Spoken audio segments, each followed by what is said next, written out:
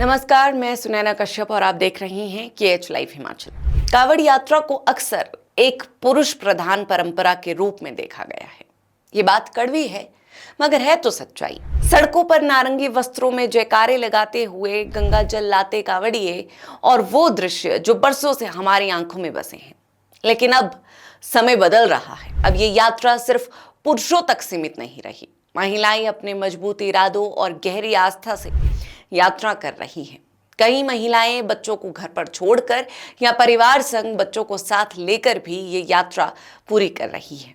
जी हाँ, कुछ स्थानों पर सामाजिक या पारंपरिक कारणों से महिलाओं को इससे दूर रखा गया, पर ये पाबंदियां धर्म से नहीं समाज से जुड़ी हैं।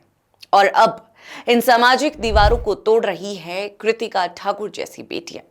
कृतिका हिमाचल की पहली महिला कांवड़। पुरुष और बुजुर्ग तो हमेशा से कांवड़ लेने हरिद्वार पहुंचे हैं, लेकिन इस बार महिला कांवड़िया भी बड़ी संख्या में हरिद्वार पहुंच रही हैं। महिला कांवड़िया भी पूरे उत्साह से हरिद्वार में हर की पैड़ी से गंगा जल भरकर कंधे पर कांवड़ रखकर रवाना हो रही है। कोई महिला पहली बार तो कोई दूसरी बार कांवड़ लेने के लिए हरिद्वार पहुंच रही है। इस यात्रा से ऐसी ऐसी तस्वीरें सामने आ रही है जो आपको अंदर तक झकझोर दे।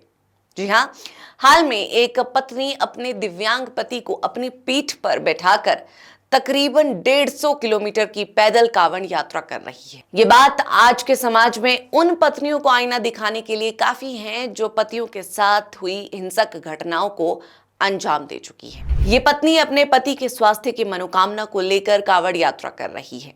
ये पत्नी अपने पति को हरिद्वार से गंगा जल लेकर अपनी पीठ पर बैठाकर उत्तर प्रदेश के मुजफ्फरनगर में मोदी नगर तक की अपनी कांवड़ यात्रा अपने 2 बच्चों के साथ कर रही है। इस महिला का नाम आशा है और इसके पति का नाम सचिन। सचिन 13 साल तक पैदल कांवड़ यात्रा करते रहे, मगर पिछले साल रीढ़ की हड्डी के ऑपरेशन के दौरान सचिन को पैरालिसिस हो गया, जिस वजह से अब सचिन अपने पैरों पर नहीं चल पाते।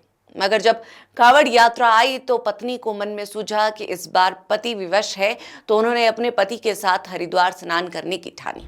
ऐसे कई उदाहरण हैं जहां महिलाओं की भक्ति और उनका साहस कांवड़ यात्रा पर आपको दिख जाएगा। देखिए, अब तक की जानकारी के मुताबिक आज तक हिमाचल से कोई महिला कांवड़ यात्रा पर नहीं गई थी, लेकिन इस साल मंडी सुंदरनगर की कृतिका ठाकुर हिमाचल प्रदेश की पहली महिला कांवड़ यात्री बनने का गौरव हासिल कर चुकी है।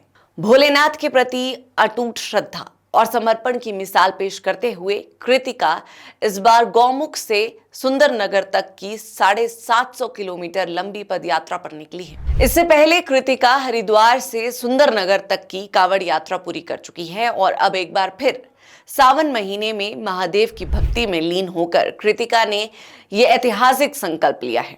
उनके इस आस्था भरी पहल से न केवल उनका परिवार बल्कि पूरा प्रदेश गौरवान्वित हो उठा है। कृतिका का कहना है कि उन्होंने अपने पिता राजेंद्र कुमार, ताया, चाचा और अन्य पुरुष स्वजनों से प्रेरणा लेकर यह निर्णय लिया। परिवार ने न केवल उनके इस फैसले का स्वागत किया बल्कि उन्हें उत्साहपूर्वक प्रोत्साहित भी किया। इस बार की यात्रा में भी वो अपने पिता और गांव के अन्य कांवड़ियों के साथ गौमुख से जल लेकर रवाना हुई है।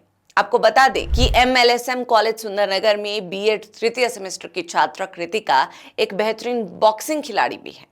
कृतिका ठाकुर ने 22 जुलाई को अपने गांव के ओंकेश्वर मंदिर में गंगा जल से भोलेनाथ का अभिषेक किया और इसके साक्षी गांव के लोग भी बने। कृतिका की इस यात्रा ने न केवल महिलाओं को धार्मिक यात्रा में भाग लेने के लिए प्रेरित किया है, बल्कि हिमाचल के धार्मिक इतिहास में भी एक नया अध्याय जोड़ दिया है। आज के दौर में जहां कुछ खबरें ये बताती हैं कि महिलाएं घरेलू हिंसा, नशे और अपराध जैसी प्रवृत्तियों से जुड़ती जा रही है, वहीं दूसरी ओर आशा और कृतिका जैसी महिलाएं समाज के लिए एक नई दिशा और उम्मीद की किरण बनकर उभर रही हैं। एक और आशा अपने दिव्यांग पति को पीठ पर बैठाकर 100 किलोमीटर से ज्यादा की कांवड़ यात्रा पर निकलती है, तो दूसरी ओर कृतिका ठाकुर हिमाचल की पहली महिला बनकर कठिन धार्मिक पदयात्रा पूरी करती है। जय भोलेनाथ, हर हर गंगे। मेरा नाम कृतिका है। मैं गांव देरडू, सुंदरनगर डिस्ट्रिक्ट मंडी, हिमाचल प्रदेश की हूँ। मैंने 2 बार कांवड़ यात्रा की। पहली यात्रा जो मेरी थी वो हरिद्वार से सुंदरनगर तक की और दूसरी यात्रा मेरी गंगोत्री उत्तराखंड से लेके सुंदरनगर हिमाचल प्रदेश मंडी डिस्ट्रिक्ट तक थी, जो कि मैंने पैदल की। ये पूरी यात्रा 750 से 800 किलोमीटर तक की बनती है। इसमें मेरे पिताजी मेरे साथ थे, जो कि 11 सालों से कावड़ यात्रा कर रहे हैं। इनको देख के मेरे मन में भी कावड़ यात्रा करने की इच्छा उत्पन्न हुई और मैंने भी इस कावड़ यात्रा में साथ सहयोग दिया इनके साथ। और हमारे साथ और भी बहुत थे जुड़े हुए साथी, जो कि कुछ मंडी से थे, कुछ पंडोर से थे और कुछ हमारे गांव के थे। नाथ की कृपा रही तो मैं आगे भी इस यात्रा को करती रहूंगी और हमारे साथ अगर कोई और भी जुड़ना चाहता है तो वो भी हमारे साथ जा सकता है। बाकी कोई भी लड़की इस यात्रा को कर सकती है, पूरी सुविधाएं होती हैं हर लड़की के लिए। ये महिलाएं हमें याद दिलाती है कि नारी सिर्फ सहन शक्ति का प्रतीक नहीं, बल्कि जब वो ठान ले तो समाज की सोच तक बदल सकती है। आज की पीढ़ी को जरूरत है ऐसे उदाहरणों को देखने, समझने और अपनाने की, क्योंकि सच्चा सशक्तिकरण वही है जो समाज को संवार दे। बहरहाल आज की इस चर्चा में इतना ही। इस चर्चा पर आप सभी की क्या राय है, कमेंट सेक्शन में जरूर बताएं।